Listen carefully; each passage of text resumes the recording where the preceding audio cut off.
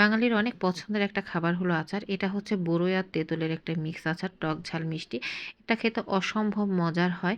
যারা খেয়ে থাকে বা আচার পছন্দ করে তারা তো অবশ্যই জানেন।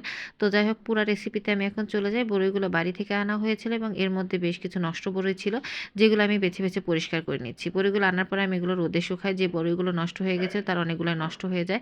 তো রোদে দেওয়ার কারণে বরইয়ের গায়ে বেশ ময়লা ছিল। এটা হচ্ছে তেঁতুল রেখে দিয়েছি। তেঁতুলও যেহেতু এর মধ্যে দেব। তেঁতুল দিলে বরই আচার খেতে বেশ মজা হয় এবং আচারটা একটু সফট হয়। তো এবার বরইগুলোর বোটা বেছে আমি হচ্ছে এগুলাতে পানিতে ধুয়ে নিচ্ছি।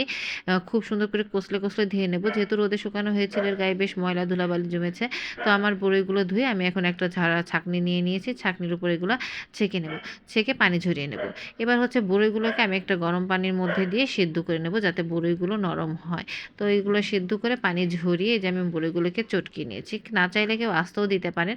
তো এগুলো তেলের পর দেওয়ার পরে আমি একটু নাড়াচাড়া করে নিচ্ছি। আমি খুবই সহজ পদ্ধতিতে আচারটা বানিয়েছি। এর মধ্যে আমি দিয়েছি হলুদ, ধনিয়া, জিরার মসলা এবং শেষমেশ আমি একটু দিয়ে দিলাম হচ্ছে যে তেঁতুলটা রেখেছিলাম সেটাকে গরম পানিতে ভিজিয়ে রেখে সেই গুলানো তেঁতুলের কাঠটা।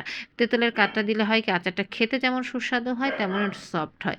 তো এবার হচ্ছে আমি এটাকে বেশ কিছুক্ষণ সময় নিয়ে কষাবো।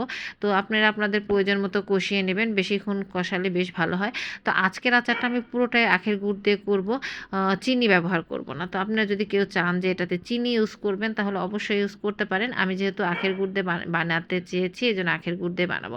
আমার মনে হয় বড়ই এবং তেঁতুলের আচারটা আখের গুড় দিয়ে বানালেই বেশি স্বাদ লাগে। শুধু বড়ই বা তেঁতুল না, যেকোনো আচারই আমার কাছে মনে হয় আখের গুড় দিয়ে বানাতে পারলে ভালো হয়।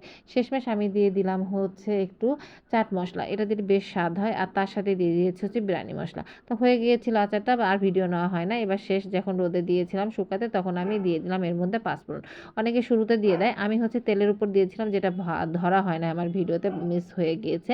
এই যে রোদের পর দিয়ে আমি আচারটাকে শুকিয়ে একদম শুকনো করে ফেলছি যাতে এর মধ্যে কোনো রকম পানির অস্তিত্ব না থাকে। আমি এর মধ্যে কিন্তু ভিনেগারও দিয়েছি। ভিনেগার না দিলে যে আচার ভালো থাকে না সবাই জানে। শেষমেশ দেখেন আচারের লুকটা। খেতেও এত সুন্দর টেস্ট হয়েছে।